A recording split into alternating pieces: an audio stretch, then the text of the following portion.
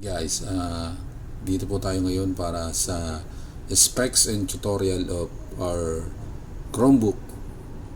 Chromebook as Asus C2135. Okay, as you can see, very smooth po siya. Okay. Tingnan po natin yung kanyang mga ports. Dito po sa left side port, narito po yung power button and charger.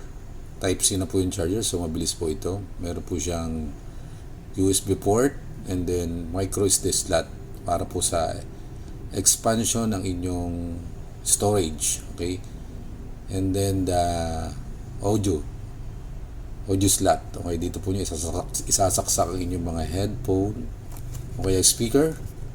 Dito naman po sa kabilang side ay ito po yung volume button, volume down, volume up, additional USB port, and then another type C charging port. Okay, so open na po natin. Okay, lagyan ko lang po ng patungan para kita po natin. So tip po pala, para pag magbubukas po kayo ng mga ganitong Chromebook po in laptop, hawakan nyo po dito, tapos dito po sa gitna ninyo buksan. Okay,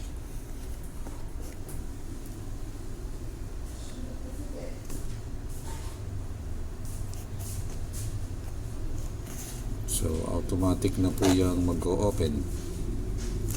Okay,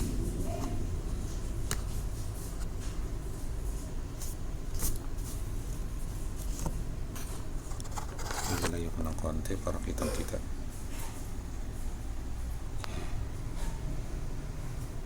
So pag bukas po nyo ng ganitong Chromebook, mostly po yung ganito mga Chromebook, pag open nyo po ay automatic na po siya nagpa-power on. Okay, so yan po yung itsura niya pagka bukas nyo. So ganito po yung Chromebook. So manghihingi po siya ng unang-una Wi-Fi connection.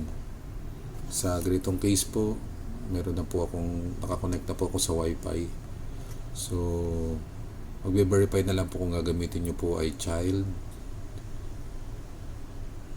pagka sa mga bata o kaya kayo, pwede rin naman po kayo mag browse as guest. Okay, try po natin. Ito nga po pala ay touchscreen, so pwede po tayong gumamit ng panel para pindutin lang po.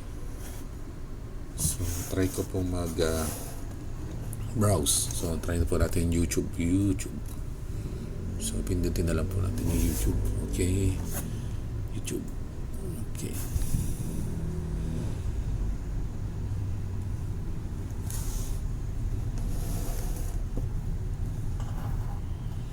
so okay, testingin po natin yung kanyang audio kung gaano kalakas. So hanap po tayo ng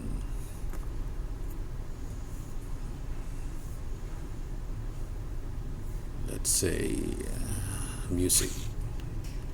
Okay,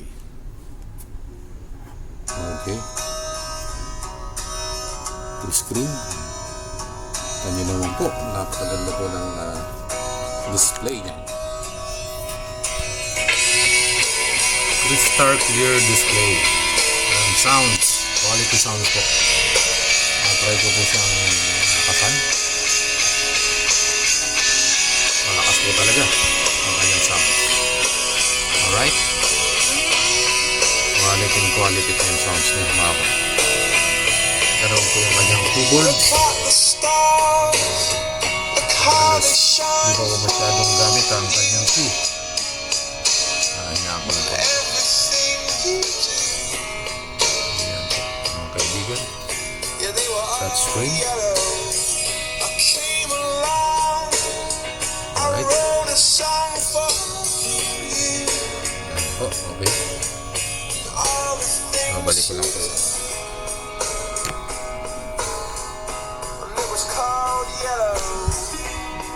Touchscreen, stop.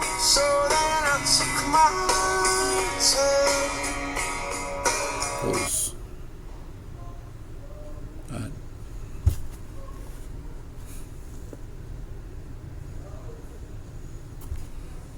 Okay. So, gamitin naman natin yung mouse. Close. Alright. So, pag gagamit kayo ng Chrome, kailangan nyo po ng Google account para fully utilize nyo po yung gamit ng Chrome. So, click ko lang po siya dito. Exit lang po tayo as guest. Okay.